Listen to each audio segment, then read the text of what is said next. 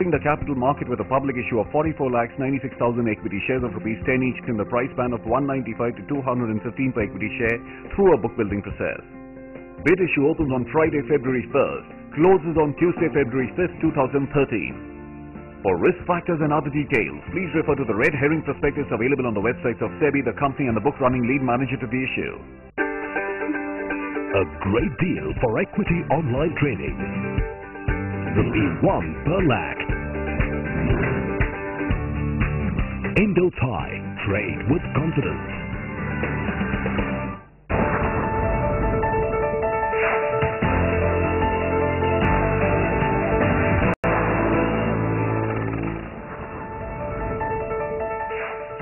स्वागत है आपका एक बार फिर सौदा आपका में। आगे बढ़ने से पहले यूको बैंक पर नजर डालिए क्योंकि स्टॉक 6% नीचे फिलहाल नजर आ रहा है।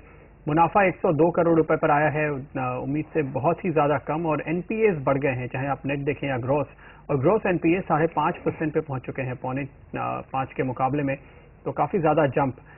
प्रोविजनिंग इस वजह से ज्यादा करनी पड़ी है, करीब 750 करोड़ के आसपास 600 करोड़ के मुकाबले में, और इसके चलते मुनाफे पर यह प्रेशर आप देख रहे हैं। काफी बुरी खबर कही जाएगी यूको बैंक के लिए। तिमाही दर तिमाही हम देख रहे हैं लगातार यहाँ पर कमजोर नतीजे ही निकलकर सामने आ रहे हैं, और यूको बैंक पर इस वजह से फिलहाल दबाव बना हुआ है।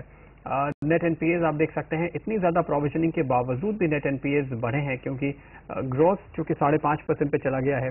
नए एनपीएस बहुत ज्यादा हो गए हैं इस क्वार्टर में। तो अब हम इस क्वार्टर में जैसे कि देख रहे हैं कुछ बैंकों में अब नए एनपीएस आने की रफ्तार कम हो गई है, अब बहुत कम ही नए एनपीए हो रहे हैं, लेकिन यूको बैंक के मामले में अभी भी इतने ज्यादा एनपीए निकल कर आए हैं, तो यहाँ पर ये डर अब भी बरकरार होगा कि आने वाले क्वार्टर्स में और भी एनपीए इसी रफ्तार से निकलते रहेंगे, और ऐसी स्थिति में स्टॉक पे लगातार दबाव बने रहने की पूरी आशंका नजर आती है। यूको बैंक का स्टॉक आप देख सकते हैं इसी वजह से कमजोर होता हुआ।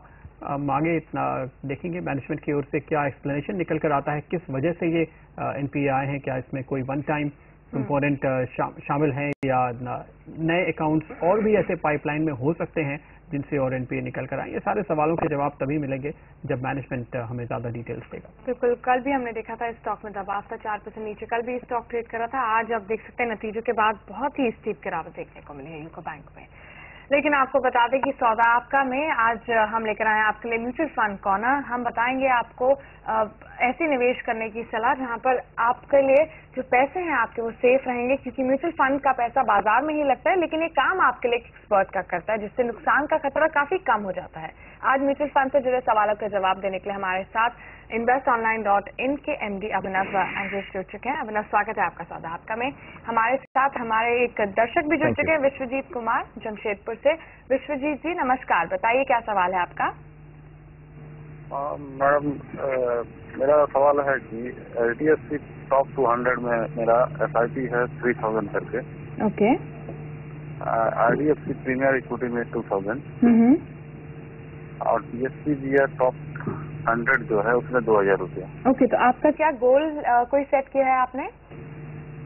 मैं एक्चुअली 15 ईयर्स में मैं 50 लाख का गोल अचीव करना चाहता हूँ। ऑलराइट, अभिनव 15 साल में इन्होंने बोला इनका जो गोल है, कि आपको लगता है जिस तरह का निवेश इन्होंने किया है वो अचीव कर पाएंगे? डेफिनेटली इनका गोल अचीव हो सकता है। इनका पोर्टफोलियो जो थोड़ा सा लार्ज कैप की तरफ फोकस है, वो एक अच्छी चीज़ है कि वो लार्ज कैप की तरफ फोकस्ड है। पीरियड भी काफ़ी अच्छा है 15 साल का, और अगर मैं 12% का अगर एवरेज रिटर्न भी लूँ ये दोनों फंड्स को मिला के, तीनों फंड्स को मिला के, तो इनका कंफर्टेबली गोल अचीव हो सकता है 25 लाख का। ओके, तो आपको लगता है कि फिलहाल इस पोर्टफोलियो के साथ बने रहना चाहिए और आप अपने लक्ष्य हासिल करने में कामयाब होंगे, तो आपकी स्ट्रैटेजी में कोई बदलाव करने की जरूरत नहीं है। अगले दर्शक हमारे साथ जुड़ रहे हैं समीर तिवारी बिलासपुर से। समीर बताइए। सर, मेरा पोर्टफोलियो आपके सामने में है। इसमें मैं एक आपसे पहले तो ये है कि पोर्टफोलियो मेरे को कोई चेंजेस करना है कि नहीं, ये कंफर्म करें। और एक आईसीआईसीआई प्रूडेंशियल इंफ्रास्ट्रक्चर बॉन्ड जो है और रिलायंस गोल्ड में मैं जो इन्वेस्ट कर रहा हूँ उसके बारे में थोड़ा सा आपकी ओपिनियन जानना चाहूंगा। ओके, तो आप कह रहे हैं कि इंफ्रास्ट्रक्चर बॉन्ड में आपका निवेश है या इंफ्रास्ट्रक्चर फंड में है? आईसीआईसी प्रूडेंशियल इंफ्रास्ट्रक्चर जो बॉन्ड है उसमें एसआईपी है सर मेरी, डिविडेंड। जी, मेरे ख्याल से ये एक फंड है, ये एक इंफ्रा बॉन्ड नहीं है जैसे कि आप सोच रहे हैं। जो उसमें वो आता है सर, उसमें इंफ्रास्ट्रक्चर ही लिखा हुआ है। बिल्कुल, लेकिन वो एक इंफ्रास्ट्रक्चर फंड है जो कि इंफ्रास्ट्रक्चर कंपनीज में निवेश करता है। इंफ्रास्ट्रक्चर बॉन्ड आईसीआईसीआई प्रूडेंशियल मुझे नहीं लगता कि इशू कर सकता है। ये इंफ्रा बॉन्ड जो है वो इंफ्रास्ट्रक्चर कंपनीज इशू करती हैं, जहां पर आपको टैक्स बेनिफिट भी मिलता है अगर आप इनमें पैसे लगाते हैं तो 20,000 रुपए का साल में। लेकिन यहाँ आपका निवेश जो है वो सारे फंड्स में ही फिलहाल हमें नजर आ रहा है। अभिनव, क्या राय देंगे स्पेसिफिक सवाल जो ये पूछ रहे हैं अपने इंफ्रास्ट्रक्चर फंड और गोल्ड फंड के ऊपर? देखिए, जो इनका पोर्टफोलियो है इसमें फिलहाल काफ़ी स्कीम्स हैं। इतनी सारी स्कीम्स पोर्टफोलियो में कोई ज़रूरत नहीं है। डेफिनेटली इंफ्रास्ट्रक्चर फंड्स ने काफ़ी नेगेटिव और डाउन ट्रेंड का परफॉर्मेंस दिया है पिछले 2-2.5 सालों में। इसको मद्देनजर रखते हुए मैं सजेस्ट करूंगा कि ये इंफ्रा से तो मूव आउट कर लें, बिकॉज इट्स बेटर कि वो दूसरे स्कीम्स में जाए जो एटलीस्ट मार्केट के साथ परफॉर्मेंस कर रही हैं। इनके पास 2 स्कीम मैंने पोर्टफोलियो में देखी है, एक regular saving scheme equity fund और आईसीआईसीआई इंफ्रास्ट्रक्चर फंड। ये दोनों स्कीम को ये एग्जिट करके इनके जो एग्जिस्टिंग पोर्टफोलियो में Franklin India blue chip fund है और एचडीएफसी मिड कैप है, इसमें ऐड कर लें। गोल्ड पोर्टफोलियो में बड़ा जरूरी है होना। 10 से 15% के बीच में आपके पोर्टफोलियो में हमेशा गोल्ड रहना चाहिए टू हेज इन्फ्लेशन। तो इसको कंटिन्यू करें। हालांकि लास्ट ईयर गोल्ड ने सिर्फ 9.5% का ही रिटर्न दिया है। Yet it has to be there in the portfolio. ऐसा नहीं है कि हर साल गोल्ड 20 से 25% का रिटर्न देगा जैसा आपने 2008 से 11 तक देखा था। बट गोल्ड रहना पोर्टफोलियो में बड़ा जरूरी है, उसको कंटिन्यू करें। ओके, तो फिलहाल ये कुछ बदलाव आपको अभिनव ने सुझाए जो आपको अपने पोर्टफोलियो में करने चाहिए। अगला सवाल हमें ईमेल से आया है। गौरव ने हमें ईमेल भेजा है। वो म्यूचुअल फंड में शुरुआत करना चाहते हैं निवेश की, और वो 1 से 2,000 रुपए की एसआईपी में 2 साल के लिए निवेश करना चाहते हैं। कौन सा फंड चुने वो गौरव? अभिनव, कौन सा फंड चुने वो? है तो मैं सजेस्ट करूंगा कि ये इंडेक्स फंड से स्टार्ट करें, क्योंकि ये इनका फर्स्ट टाइम इन्वेस्टमेंट है और इंडेक्स फंड बड़े इजी होते हैं ट्रैक करने के लिए। बिकॉज जनरली ये जो आप इंडेक्स को आप जिसको फोकस कर रहे हैं उसको रेप्लिकेट करने की पूरी कोशिश रहती है। तो या तो एचडीएफसी का इंडेक्स फंड है या UTI Nifty based index fund है, उसको चूज करें। मेरा एक और सजेशन है कि 2 साल का पीरियड एक सजेस्टेड पीरियड नहीं है एसआईपी इन्वेस्टमेंट्स के लिए।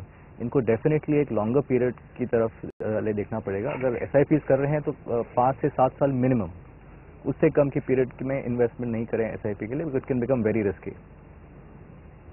ओके, तो 5 से 7 साल की अवधि को ध्यान में रखते हुए आपको कोई एसआईपी करना चाहिए। थोड़ा लंबी अवधि का नजरिया लेंगे तो आपको रिजल्ट अच्छे आएंगे, क्योंकि बाजार के उतार चढ़ाव की वजह से अदरवाइज आपके पास एक अट्रैक्टिव कॉस्ट नहीं होगी जहां पे आपको अच्छा रिटर्न मिल पाए। ये राय अभिनव आपको दे रहे हैं, तो कम से कम इतना लंबा व्यू लीजिए फिर एसआईपी कीजिए। अगला सवाल हमें मेल किया है किरण ने। 16 साल में 15 लाख इकट्ठा करना चाहती हैं। हर महीने 2 से 3 हजार के निवेश से क्या ये लक्ष्य हासिल हो पाएगा?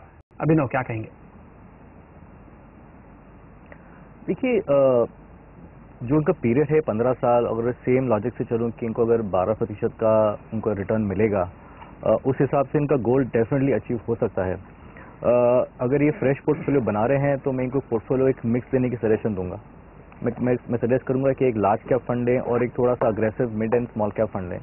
2 मिड एंड स्मॉल कैप थोड़ा सा अग्रेसिव होता है, लेकिन पीरियड इनका काफी फेवरेबल है, इसलिए मैं पोर्टफोलियो मिक्स इस तरह करना चाहूंगा। तो अगर ये 1500 रुपए एक आईसीआईसीआई प्रूडेंशियल टॉप 100 फंड में इन्वेस्ट करें, 1000 रुपए रिलायंस इक्विटी अपॉर्चुनिटीज फंड में इन्वेस्ट करें, और 500 रुपए एक मैं गोल्ड फंड भी फिर से रिकमेंड करूंगा। कोटक गोल्ड या रिलायंस गोल्ड कोई भी फंड चूज कर सकते हैं। अगर आप पोर्टफोलियो मिक्स देखें तो मेरा एक्सपोजर इनके पोर्टफोलियो के लिए ज्यादातर लार्ज कैप की तरफ ही है, again for safety of fund, and smaller portion towards the mid cap. अगर 15 साल कंसिस्टेंटली परफॉर्म करें तो इनका 15 लाख का टारगेट बड़ा आसानी से अचीव हो सकता है। जी, ये जो आपने कहा कि जो मिड कैप फोकस फंड हैं उनमें रिस्क थोड़ा ज्यादा है, ज्यादा एग्रेसिव होते हैं, तो इस समय आप ये कैसे रिकमेंड कर रहे हैं? क्या इस समय मिड कैप में वैल्यूएशन सस्ते हैं बड़ी कंपनीज के मुकाबले? क्या लंबा नजरिया रखेंगे 15 साल का तो ये बेहतर रिटर्न देंगे ब्लू चिप फंड्स के कंपैरिजन में?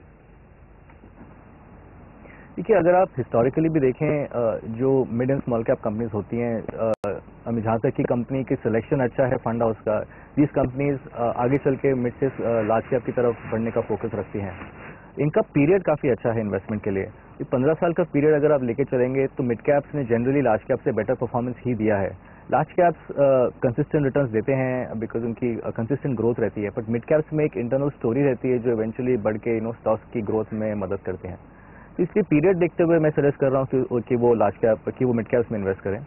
ऑल्सो ये मंथली इन्वेस्टमेंट कर रहे हैं, तो रुपी कॉस्ट एवरेजिंग के हिसाब से इनका रिस्क वैसे भी काफ़ी डिमिनिश्ड है।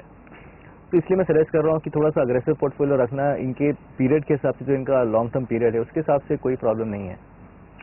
ओके, अभिनव शुक्रिया हमारे साथ जुड़ने के लिए और ये सारी जानकारी देने के लिए। और म्यूचुअल फंड सुरक्षित तो है, फिर भी इसमें निवेश घट रहा है। आखिर क्या है वजह, जानेंगे क्वांटम म्यूचुअल फंड के चेयरमैन अजीत दयाल से एक ब्रेक के बाद।